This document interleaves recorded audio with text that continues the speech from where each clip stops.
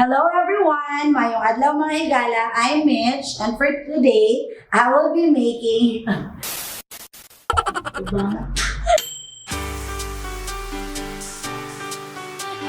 Follow your every dream. Make step to be the queen. Share passion with the team. Start your dream at Sweet House. Oh, Sweet House, Sweet House. Sweet House. Oh, Sweet House, Sweet House.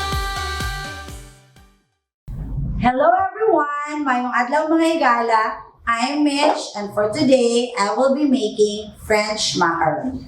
Okay? So for the ingredients, I have here 2 egg whites, water, almond flour, confectioner sugar, granulated white sugar, and gel color. Okay? So we have 3 mixtures here. I have the KitchenAid with whisk attachment. I have some bowl and saucepan. So first mixture in your bowl, make sure it's clean. Sift your almond flour and your confectioner sugar.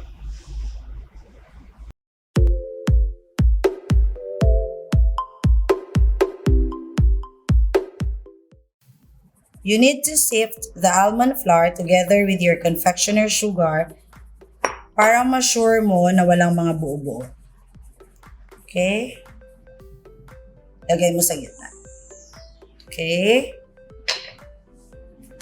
And then, in your saucepan, you put your granulated white sugar and yung water. So, this is around 38 grams of water. Okay, let's cook this one over medium heat. Tapos, you need candy thermometer. Okay? If you have candy thermometer, kailangan hindi susobra ng 120. So, between 115 to 120 yung kukunin natin. Okay? So, if you don't have like this, but you have ganito, pwede. Okay? That's around 112 na. Pwede mo na dahan-dahan mix si egg white. And then the moment na mag 120 siya, turn it off and then lagay mo kay egg white. Okay, my syrup now is 120. You can turn it off. Again, you can use both ha.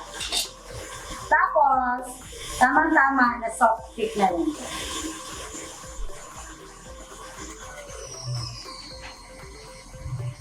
So, slowly. Okay, slowly pour your syrup.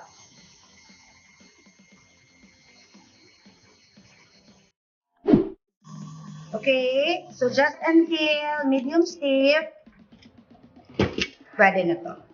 Okay, tapos, your meringue, fold mo siya sa first mixture mo.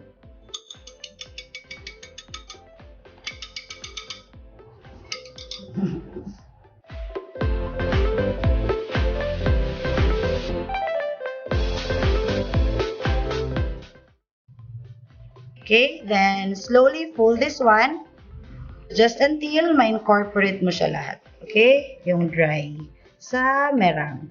And then since I'll be doing 2 colors, divide natin sa dalawa. Okay? Guys, let's, for the French macaron, gel base na color yung gamitin nyo. Okay? Kahit anong brand, basta gel base. So, this one, red, and then the other one, orange.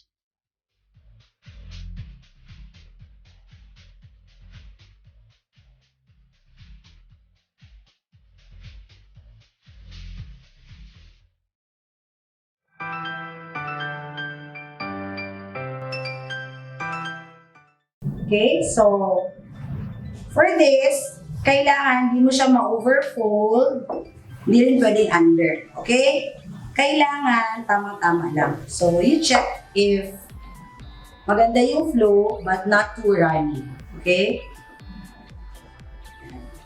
So, this is the perfect consistency of your macaron. This is your porridge. Pipe na natin siya. For the tip, I'm using number 12 na Wilton. That's round tip. Tapos, I have small cookie sheet since I have small oven. Okay. Fill your piping bag na tama lang sa kamay. Huwag masyado madami. Okay. Then hold your piping bag 90 degrees. Let's pipe round.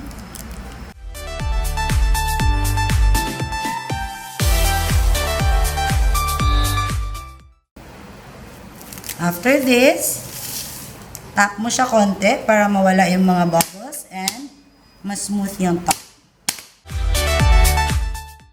And then, kaya maarte si macaron or si French macaron because after piping, set natin to in an air-conditioned room for about 30 minutes. Okay, again after piping, let it set for about 30 minutes in an air-conditioned room.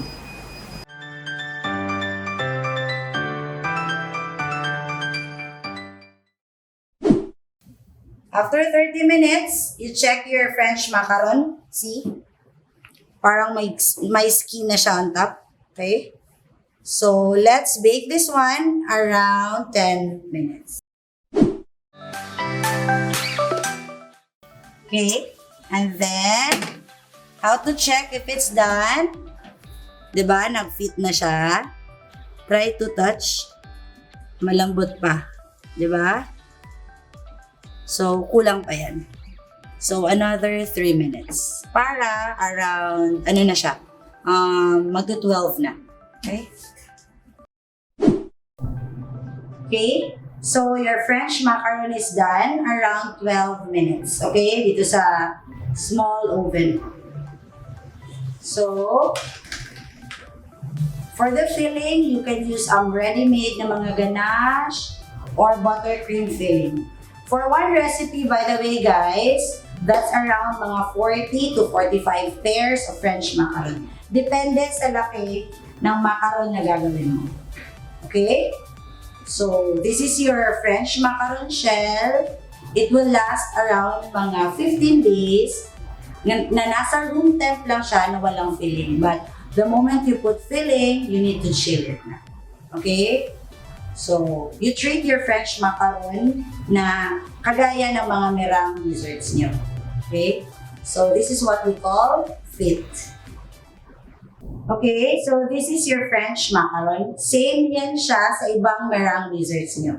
Okay? Kung naka-room temp, around mga 15 days, na pwede siya. Okay? And then, kung may filling na, pwede na siya i-chill. For the filling, you can use buttercream. I have the recipe sa Swiss Merang buttercream. You can check my video.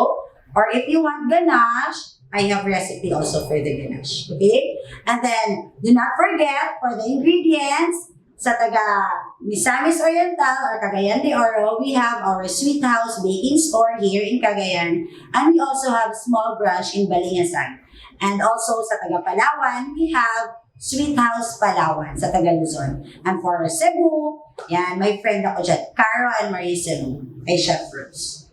Okay? Thank you for watching, guys. Don't forget to like and subscribe our YouTube channel. Enjoy baking!